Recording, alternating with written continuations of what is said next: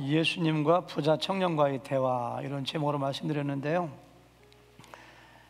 지난주 말씀이 참 어려웠습니다. 부자 청년이 찾아와서 선한 선생님이여, 내가 무엇을 해야지 영생을 얻을 수 있겠습니까? 그러니까 예수님께서 꼭 말 꼬리 잡으시는 것처럼 내가 어찌하여 나를 선한 선생님이라 하느냐, 하나님 외에는 선한 분이 없느니라. 예수님이 선하지 않다는 얘기가 아니라 선한 자를 하나님에게만 붙일 수 있는데, 나한테 선한 자를 붙였으면 내가 하나님인 거 알아야지. 내가 하나님의 아들이야, 내가 하나님이야, 그걸 말씀하시는 거고요. 십계명을 말씀하세요. 부모를 공경하라, 도적질하지 말라, 거짓말하지 말라, 살인하지 말라 했는데 그거 지켰냐 물어보니까 다 지켰는데요. 예수님께서 내게 있는 거 다 팔아가지고 가난한 사람 나눠주고 오면은 하늘에서 보화가 클 거야, 나를 따라와, 이렇게 말씀하셨어요. 우리가 구원받고 하나님의 자녀가 되기 위해서 우리가 가진 모든 재산 팔아가지고 다 바치라는 이야기가 아니라, 어릴 때부터 십계명을 다 지키고 자기 의로 무장하고 자기가 죄인인 것을 전혀 깨닫지 못하는 그 사람에게 자기가 죄인인 걸 깨닫기 위하여, 율법을 통하여 자기가 얼마나 죄인인 걸 깨닫기 위하여 율법으로 도전하시는 것이고요.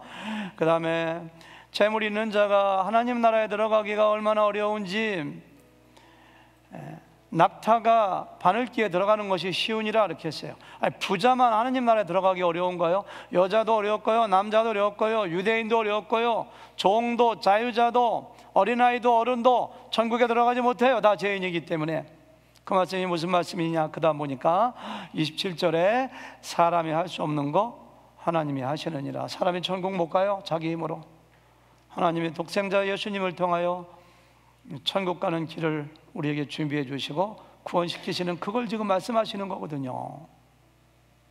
그러니까 예수님의 말씀은 동문서답도 아니고 다른 말씀하시는 것도 아니고, 반어법을 통하여, 역설법을 통하여 정말로 당신 예수님이 누구신가, 그리고 어떻게 사람이 구원받는가, 자기가 죄인인 걸 깨닫고 고백하고 예수님을 필요로 하는 그 사람이 구원받을 수 있다는 것을 강조적인 역설법을, 반어법을 통해서 말씀하시는 거거든요. 이게 지난주 말씀 기억하시죠? 다 잊어먹으신 것 같아요. 근데 베드로를 중심으로 한 예수님의 제자들이 이 대화를 듣고 있다가 가만히 보니까 본래 대화의 의미를 이해할 리가 없죠, 제자들이. 가만히 보니까 자기들이 예수님 따르기 위하여 모든 배와 금을 부친 다 버리고 따랐거든요. 자기들은 부자가 아니거든요, 가난하거든요.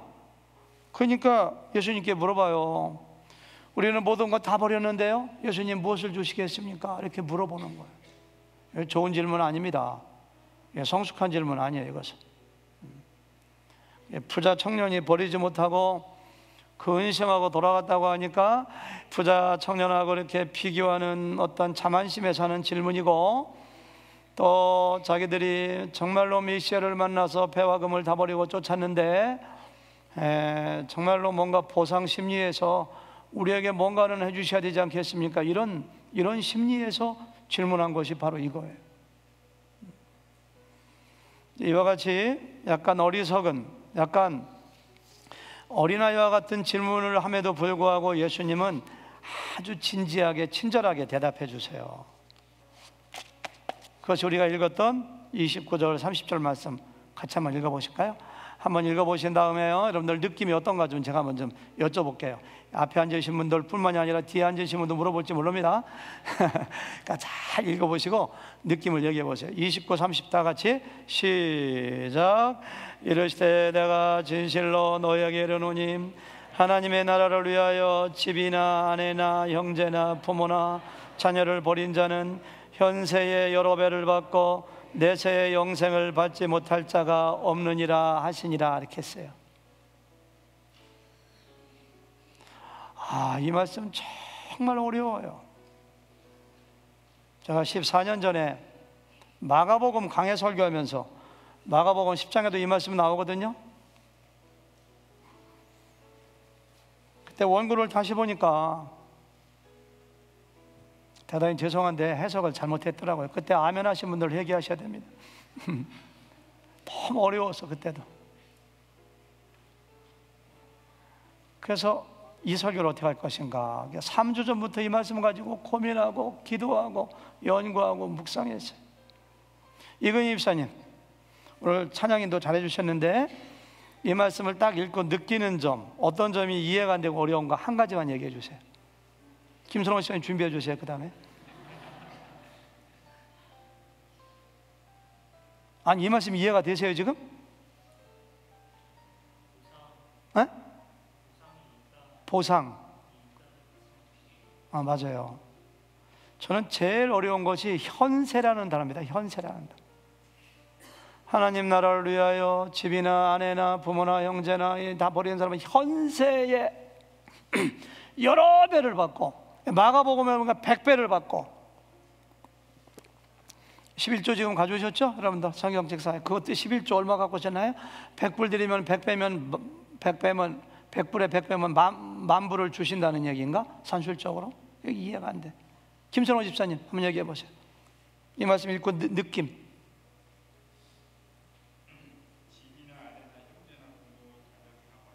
버리라고 했는데 지금 아내를 버릴까 말까 지금 고민 중에 계세요? 예? 예, 하던 말씀 계속해 보세요. 고린도서 5장 성경을 많이 읽으셨네요. 5장.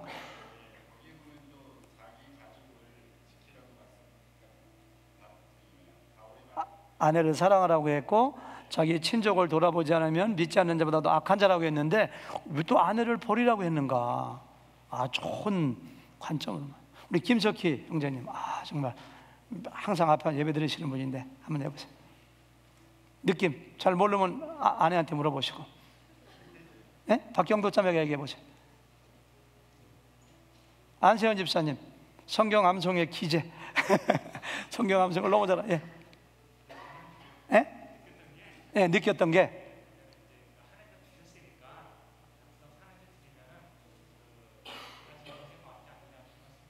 하나님이 주신 거니까 하나님께 드리면 하나님이 갚아주시지 않겠느냐. 좋은 쪽으로 은혜 받으셨네요. 안정진 집사님, 맨 뒤에 앞으로 앞에 앉으시라고 뒤에 있는 분 시키면 한번 얘기해 보세요. 안 집사님 어떻게 생각하세요? 이거 궁금한 점. 지난주에 이제 설교를 듣고서 저한테 개인적으로 와서 은혜 받았다고 하면서 다음 주 설교가 기대된다고 하셨는데 한번 얘기해 보세요. 기대돼요 그냥?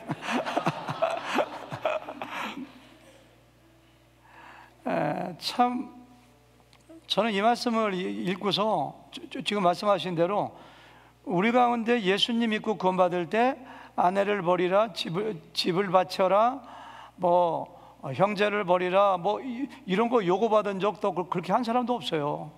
근데 왜 주님께서 이 말씀하실까?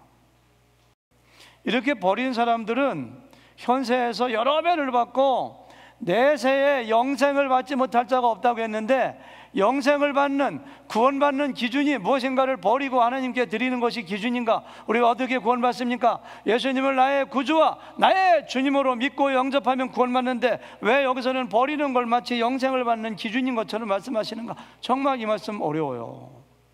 정말 이해가 안 돼요.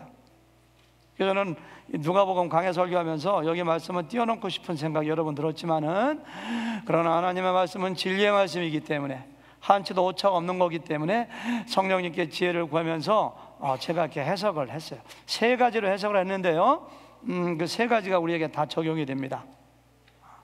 첫 번째는요, 주님께서 하신 이 말씀은 지금부터 약 2000년 전인 예수님의 시대를 배경으로 하고 있다는 것을 우리가 먼저 기억해야 돼요.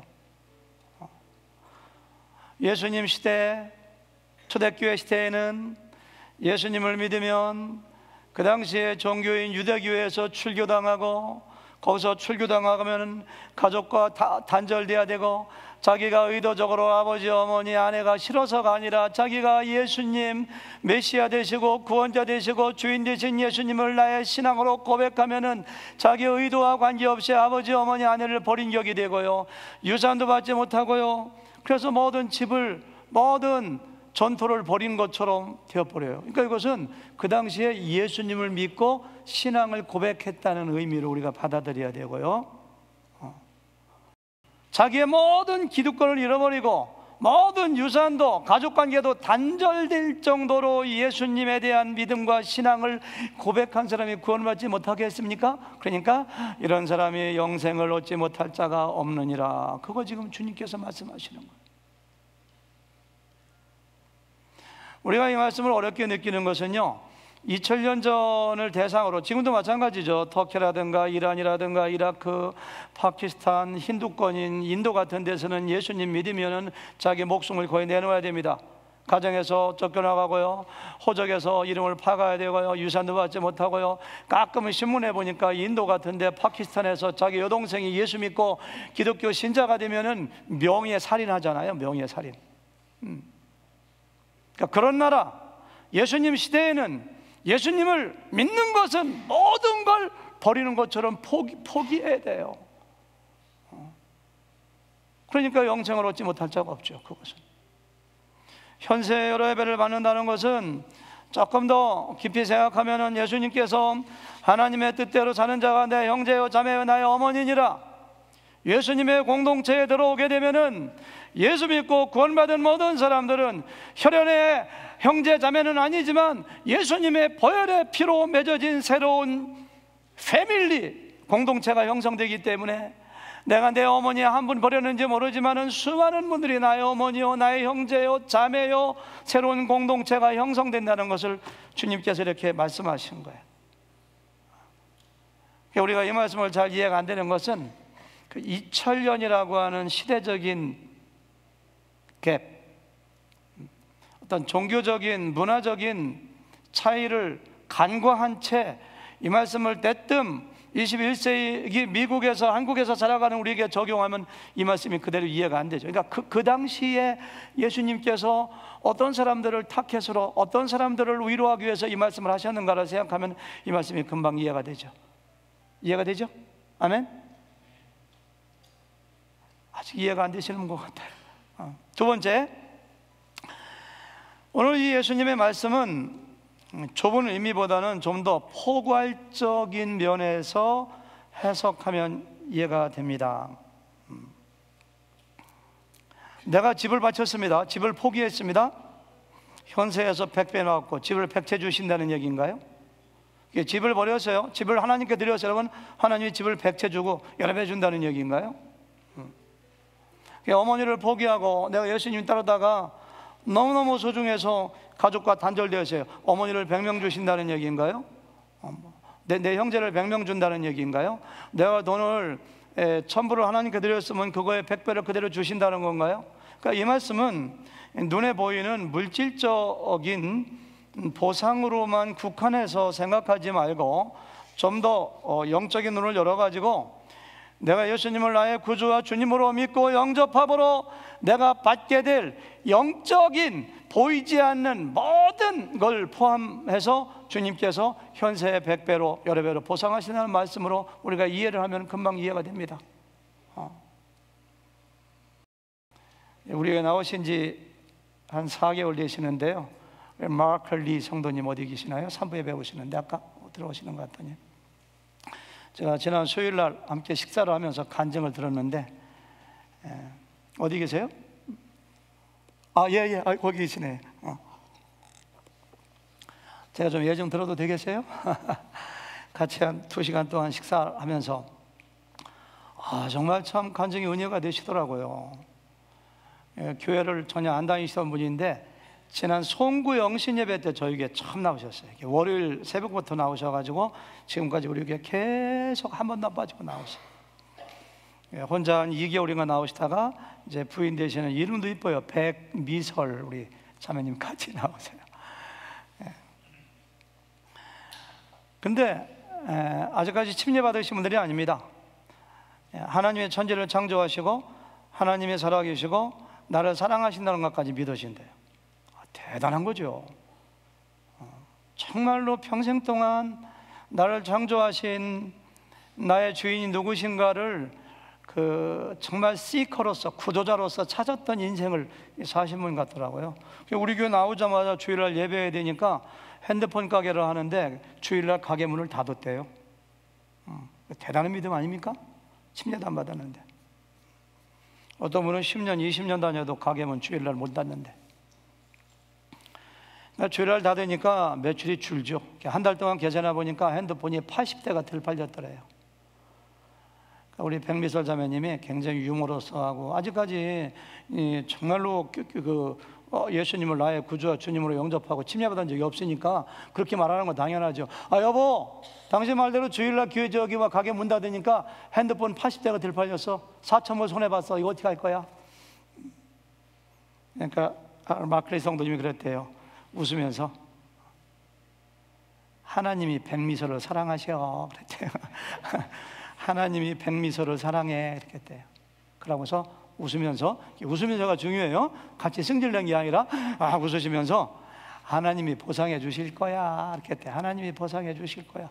와, 저는 그렇게 고백하는 믿음이 대단하다고 생각해요. 핸드폰 80대 못 팔아서 4,000불 손해났으니까 하나님의 4,000불을 보상해 주실 거야, 그런 의미가 아니라 제가 느끼는 다른 거로 많이, 다른 거 더 큰 것으로, 영적인 것으로 보상해 주실 거야, 저는 그런 의미로 제 귀에 들리더라고요.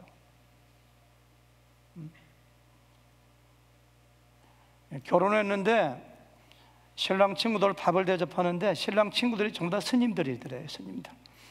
그 얘기 듣고 웃었어요. 뭔가 진리를 찾아서. 우리 교회 나오신 지 4개월밖에 안 되고 침례도 안 받으신 분인데 요즘 집을 보러 다니시는데, 우리가 집 살 때는 어떤 집이 싼가, 어떤 집이 구조가 잘 돼 있는가, 어떤 집이 메인테넌스가 잘 돼 있는가, 그런 거 보는데, 그 부동산 에이전트가 집 보러 다니면 그런데요. 이 집은 하늘교에서 멀어서 안 돼요 이렇게 한대요. 이 집은 하늘교에서 14분이나 걸리네, 20분이나 걸리네. 하늘교에서 가까운 집 그런데요. 어제는 새벽에도 끝나고 체육관에서 식사를 같이 하시는데 그런 말씀을 하세요. 목사님, 이상해요. 뭐가 이상해요? 그러니까 제가요, 교회 나오면은 어렸을 때 어머님 품에 안겼던 것보다도 더 포근한 뭔가가 느껴져요. 그게 뭔지 모르겠어요.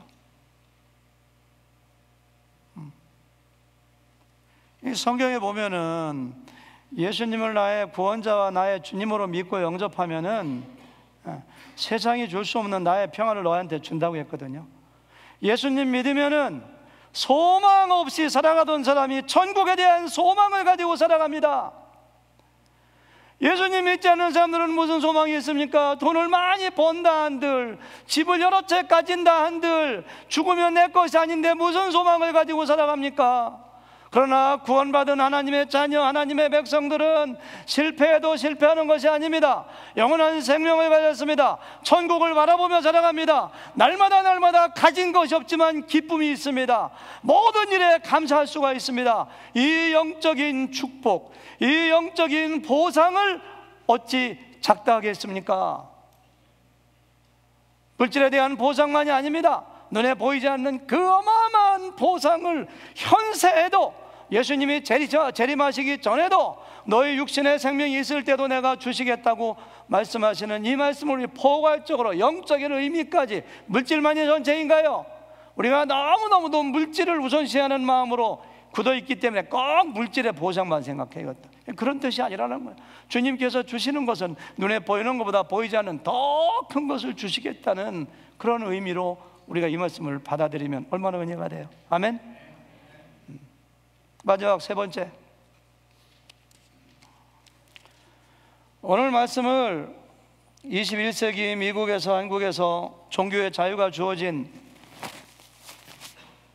우리에게 적용할 수 있는 그런 해석 방법 한 가지가 있는데요. 그 키워드가 뭔지 아세요? 로드십.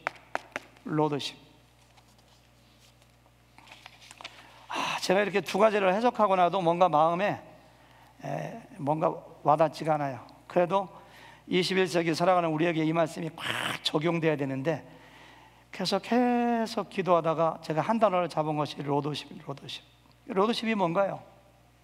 예수님을 나의 구원자로만 믿는 것이 아니라 뭐예요? 나의 인생의 주인.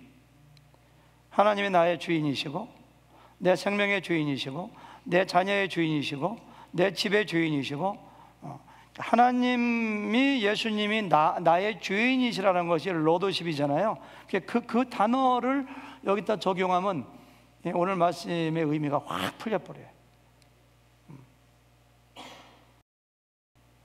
우리가 예수님 믿을 때 어느 한 사람도 집을 바쳐라, 아내를 바쳐라, 부모를 버리라 그런 요구를 받은 적이 없어요.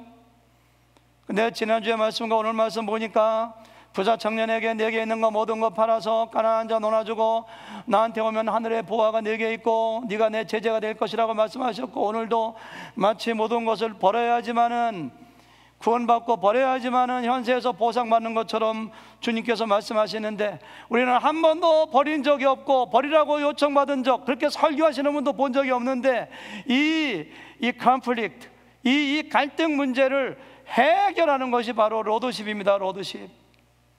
예수님 당시에는, 초대교회에는, 그리고 지금 이슬람권에서는, 그리고 힌두권에서는 정말로 예수님을 나의 구주와 주님으로 신앙을 고백하면 아버지도 어머니도 형제도 자매도 집도 다 버리는 게 되는 것으로 그렇게 되지만, 우리는 그렇게 할 필요가 없이 예수님이 나의 구원자요 나의 주인입니다 라고 하는 신앙 고백으로 버리는 것입니다. 신앙 고백.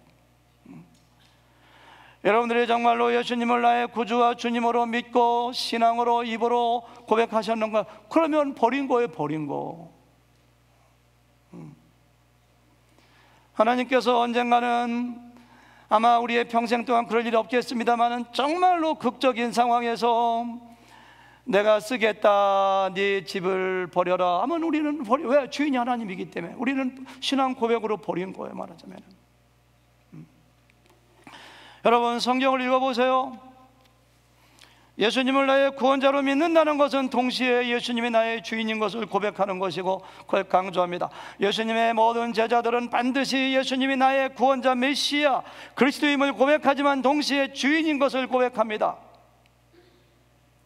부활의 주님을 만나본 도마가 나의 주님이시여, My Lord예요. My Lord, 나의 주여, 나의 주인, 나의 하나님이십니다라고 신앙을 고백했습니다. 고린도전서 6장 19절 20절 보니까요, 너의 몸은 너희가 하나님께로부터 받은 바 너희 가운데 계신 성령의 전인 줄 알지 못하느냐. 그 다음 다 같이 시작. 너희는, 시작. 너희는 너희 자신의 것이 아니라 값으로 산 것이 되었으니 그런즉 너희 몸으로 하나님께 영광을 돌리라. 이렇게 했습니다. 너희는 너의 자신의 것이 아니라 값으로 산 것이 되었으니, 우리에게 주인이 따로 있어요. 저하고 친하게 지내는 목사님이 있는데요, 한 20년 전에 어느 교회 전도사님으로 있는데, 그 목사님이 굉장히 젊어 보여요. 아주 나이가. 그런데 결혼한 지 10년이 넘었는데도 어떤 분이 교회 처음 오더니 전사님이 싱글인 줄 알고, 아유 전사님 너무너무 사역도 잘하시고 인물도 좋으신데 제가 우리 누구누구하고 중매하려고 하는데요. 그랬대요. 그전 같으면 선 보지 뭐 데이트도 하고. 근데 한 말이 뭔지 아세요? 저 주인이 있는데요. 그랬대요. 결혼했으니까. 싱글 자매가 처녀일 때는 청년들이 데이트 신청하면은 데이트하고 만나주기도 하고 그렇게 하지만은, 결혼한다 하면은 절대 허락하면 안 됩니다. 에스더 자매 알았죠? 네. 그래서 나중에 지금은 데이트 좀 하세요. 누가 신청하면은. 근데 누가 이렇게 데이트 신청하면은 따라서 하세요. 저 주인이 있는데요. 해보세요. 큰 소리로 해야지. 저 주인이 있는데요. 지금은 말고 나중에 이렇게 하셔야 돼요. 함부로 하면 또 지금 중매가 안 들어와요. 지금은 마찬가지예요. 여러분과 저는요, 꼭 주인이 있다는 걸 생각하셔야 돼요. 하나님이 나의 주인이십니다. 예수님이 나의 주인이십니다. 근데 그걸 우리가 잊어버려. 하나님의 자녀가 됐는데도. 신앙이 성장하지 않는 이유가 하나님이 나의 주인 된 걸 너무너무 잊어먹어요. 내가 내 인생의 주인으로 되다 보니까요, 그것이 가장 큰 죄예요. 인생이 너무너무 수고하고 무거운 짐진다. 내 인생을 내가 책임져야 되니까요. 타락이 무엇인가요? 여러분, 가장 큰 죄가 무엇인가요? 내 인생의 주인이 내가 아닌데 내가 내 인생의 주인 노릇하는 것이 가장 큰 죄인 거 모르십니까? 아담과 이브가 지은 죄가 바로 그것입니다.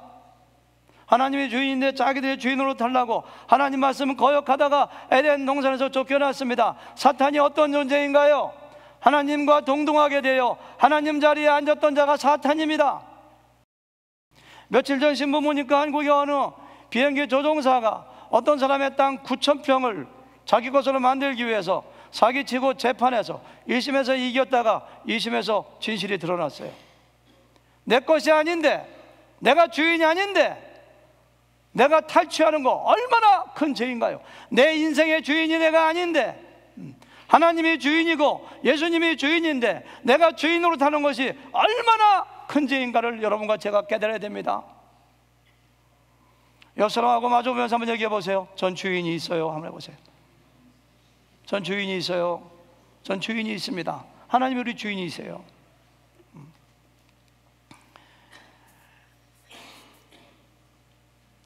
예수님이 나를 위해서 십자가에 죽으시고 부활하셨다는 사실을, 예수님을 나의 구원자로 믿으면, 하나님이 나의 창조주시고 핏값으로 사셨고 나의 구원자가 되셨으면, 정말로 진정한 그런 믿음이 있으면 로드십은 저절로 가는 거예요. 예수님이 구원자인 것 따로 믿고 주인인 것 따로 믿는 것이 아니라, 예수님이 나의 구원자인 걸 믿으면 조금만 생각해 보세요. 정말 진리의 말씀을, 예수님이 나의 구원자인 걸 믿으면 자동적으로 하나님은 나의 주인이시지, 예수님은 나의 주인이시지. 그런데 이상하게 로드십이 우리의 삶 가운데 실천이 안 돼요. 여전히 구원받은 하나님의 자녀이면서도 자기가 자기 인생의 주인 노릇하고 자기가 하나님 자리에 앉아있고, 그래서 우리의 신앙이 성장하지가 않아요. 거기서 막혀버렸어요. 바울이 고백한 것이 무엇인가요? 내가 그리스도와 함께 십자가에 못 박혀 내가 주인으로 타고 내가 사탄을 주인으로 섬길 때 내 옛사람은 죽었어요. 그런즉 이제는 내가 산 것이 아니요 오직 내 안에 그리스도께서 사시는 것이라. 이렇게 했어요. 내가 만일 내 입으로 예수를 주로 시인하면, that if you confess with your mouth Jesus is Lord, you will be saved. 이렇게 했어요. Jesus is my Lord, 이렇게 입으로 내가 신앙을 고백하면 You will be saved, 이렇게 했어요. 예수님이 우리의 주인이에요, 주인.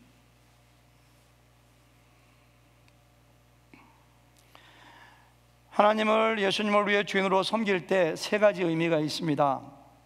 첫 번째 의미는요, 하나님이 우리의 주인이시기 때문에 내 소유권을 포기해야 됩니다.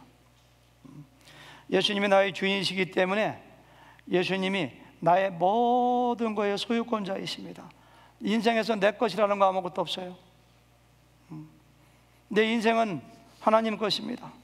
소유권 포기해야 돼요. 소유권 포기, 신앙 고백이 바로 하나님 나라를 위하여 집이나 전토나 아내나 형제나 다 버린 거예요. 그게 우리 신앙 고백을 버린 거로 하나님께서는 받아주시는 거예요. 여러분도 헌금 가져오셨죠? 헌금도 원래 내 것을 드리는 것이 아니라 하나님이 나에게 주신 것을, 하나님 것을 하나님께 드리는 거예요. 저희 가정 얘기해서 죄송합니다마는 제 아내는 헌금 드리는데 저는 헌금 안 하거든요. 안 하잖아요. 제 아내가 다 합니다. 제 것까지. 근데 헌금 드리는 게 얼마나 철저한지 몰라요.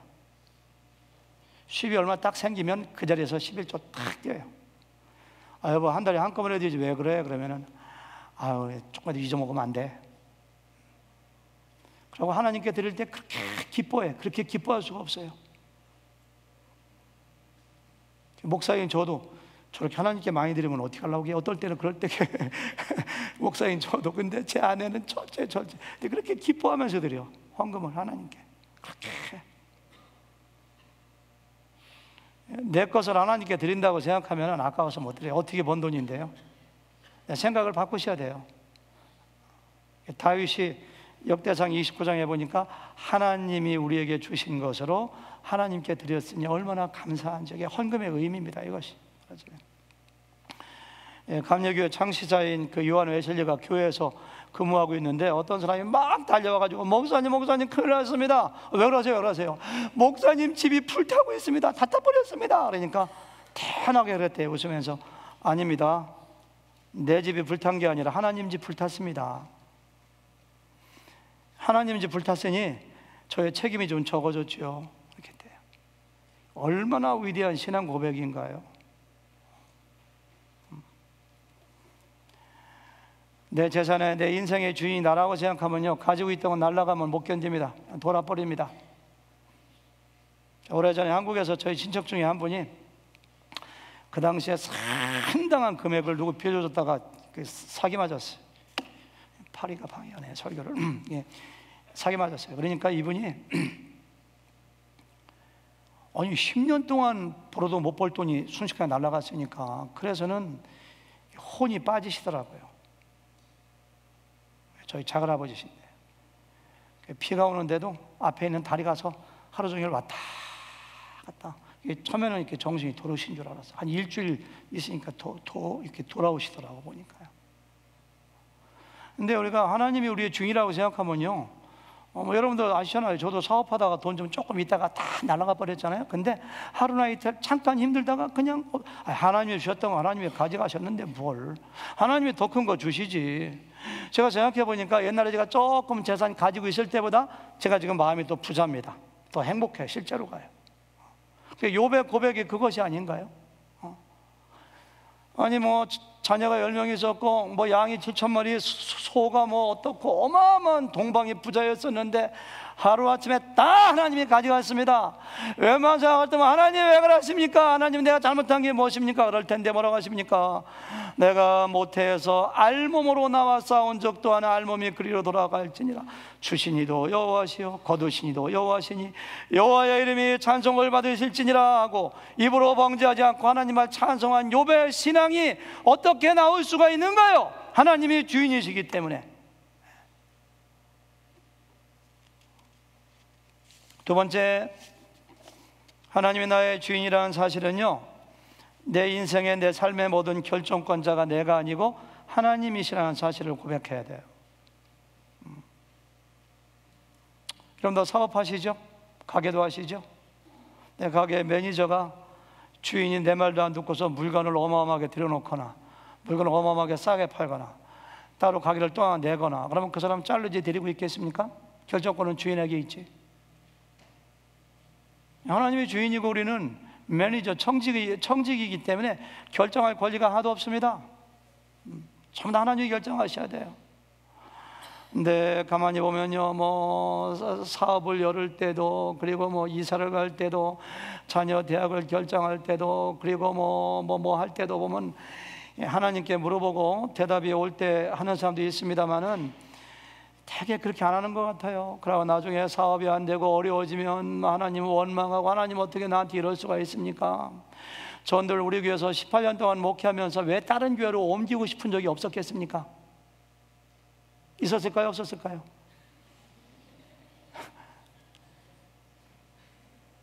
기회가 왜 없었겠습니까? 근데 하나님께 내놓고 보름이고 20일 기도해 보면은 엄정호 목사님은 아십니다. 엄정호 목사님께 한 번은 목사님 하면서 우리 전국 총회 총무님이시니까 근데도 하나님께 기도해요. 제가 하나님 정말 제가 어떤 교회로 가고 싶은데 조건도 좋고 한국도 그렇고 근데 기도를 10일이고 20일이고 해보니까 하나님이 아니야 너 엄마 왜 끌리 가려고 해 여기 있어 너 여기서 뼈를 묻어 그래서 뼈를 묻으려고 지금까지 있잖아.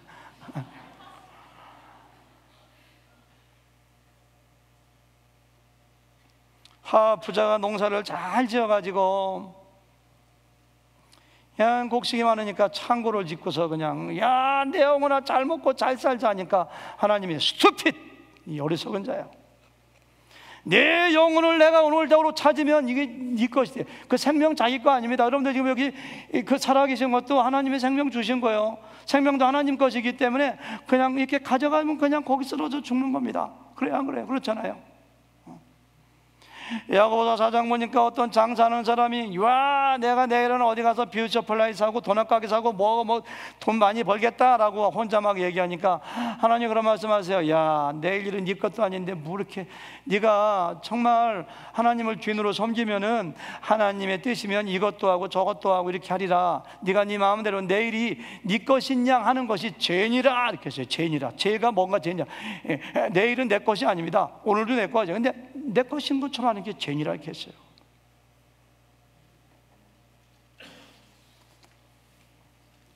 마지막 세 번째, 하나님이 나의 인생의 주인이라는 것은요, 하나님이 나의 모든 필요를 채워주시고 공급하시고 내 인생을 끝까지 책임져 주신다는 얘기. 얼마나 좋아요. 우리가 세상에 있을 때 사탄을 주인으로 섬길 때는 사탄은 아주 나쁜 놈이에요. 그런데 욕해도 괜찮아요. 더러운 놈입니다. 아주. 사탄에 대해서 욕해도 괜찮아요. 아주 나쁜, 아주 악한 거짓말장이고 사람을 파괴시키고 사람을 파멸 지옥에 끌고 가고 사람을 망하게 하는 악한 사탄이잖아요. 하나님은 얼마나 좋으신가요? 하나님은 선하신 분입니다. 하나님은 좋으신 분입니다. 하나님은 은혜를 베푸시는 분입니다. 하나님은 우리를 사랑하실 때 독생자를 주시기까지 사랑하시는 분입니다. 하나님 우리가 잘 되길 바라시는 분입니다. 하나님은 모든 사람이 천국 가기 원하시는 분입니다. 그분이 우리의 주인인데 뭐가 염려가 돼요?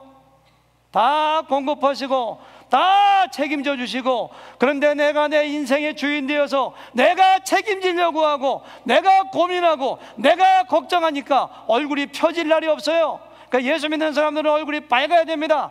많이 웃어야 됩니다. 망해도 망하는 것이 아닙니다. 하나님이 우리의 주인이시기 때문에. 구약 성경을 봐보세요. 하나님을 주인으로 섬긴 사람들에게 하나님이 얼마나 복 주셨는가요? 출애굽할 때, 가나안 땅에 들어갈 때 거기는 죽는 땅입니다. 살 수 없는 땅이에요. 만나 주시고 메추라기 주시고 목마르면 물 주시고 옷이 헤어지지 않게 하시고 신발이 닳지 않게 하시고 구름 기둥으로 불 기둥으로 보호하시고 인도하시고. 뭐가 부족해? 뭐가? 아브라함이, 이삭이, 야곱이, 요셉이 자기들이 노력한 게 뭐가 있습니까? 아내를 팔아먹을 뻔했는데 올라와 보니까 금과 은과 양을 잔뜩 주셨어. 아브라함. 이삭 같은 사람 농사를 졌다면 100배예요. 팠다면 물이 나와 우물에서. 야곱 같은 사람 지팡이 하나 가지고 걸어가는데 올 때는 짐승이 2대나 이래서 어마어마한 거부가. 하나님이 다 공급하세요. 공급하세요. 사도 바울 같은 사람 보세요. 나는 어떠한 형편이든지 자족하기를 배웠다고. 나에게는 모든 것이 있고 풍부하다고. 근심하는 자 같으나 항상 기뻐한다고. 가난한 자 같으나 많은 사람을 부유하게 하고 아무것도 없는 자 같으나 모든 것을 가져다. 이러한 부자가 어디 있습니까? 그러면서 바울이 하는 얘기가 자기 아들을 아끼지 아니하고 우리 모든 사람을 위하여 내주시니가 어찌 그 아들과 함께 모든 것을 우리에게 주시지 않겠느냐. 하나님이 모든 것 주신다고 했는데 이것이 믿음이죠. 하나님을 주인으로 모신 사람들의 행복이 얼마나 큰 행복인지 우리가 믿음이 없어서 그걸 바라보지 못해요. 로드십, 천지를 창조하시고 전지전능하시고 만유의 주인 되신 하나님의 나의 주인 되실진데 오늘 말씀이 왜 이해가 안 되겠어요? 하나님 나라를 위하여 집이나 아내나 형제나 자매나 부모나 그 버린 자는 현세에서 100배 나왔고 100배가 뭡니까? 하나님이 우리 주인인데 영생을 얻지 못할 자가 없느니라. 이 말씀이 왜 이해가 안 됩니까? 그러니까 제가 가슴이 뻥 뚫리더라고요. 로드십. 얼마 전에 어떤 목사님 4분과 저까지 5명이 식사를 하는데요, 순두부를 먹었습니다. 근데 저는 음식을 먹을 때 제가 돈 내는 거 좋아해가지고 좋아하지는 않지만 내려고 애를 많이 씁니다. 그래서 웬만하면 제가 대접하는 게 더 편해가지고 내가 대접해야 되겠다 이렇게 생각하는데 돈이 제일 없어 보이는 것 같은 목사님이 카드를 미리 프런트에 맡기고 그분이 내셨더라고요.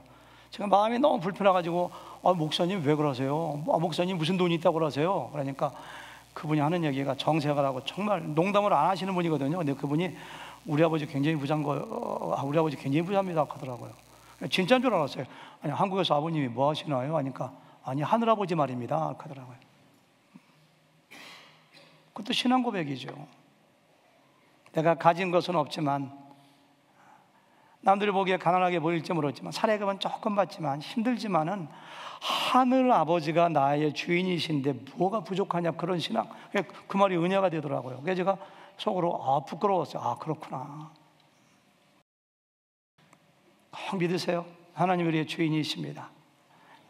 이 말씀이 우리에게 은혜가 되고, 정말 다시 한번 하나님의 주인 되심을 인정하고 그렇게 살아가는 말씀으로 받아들이시기를 바랍니다.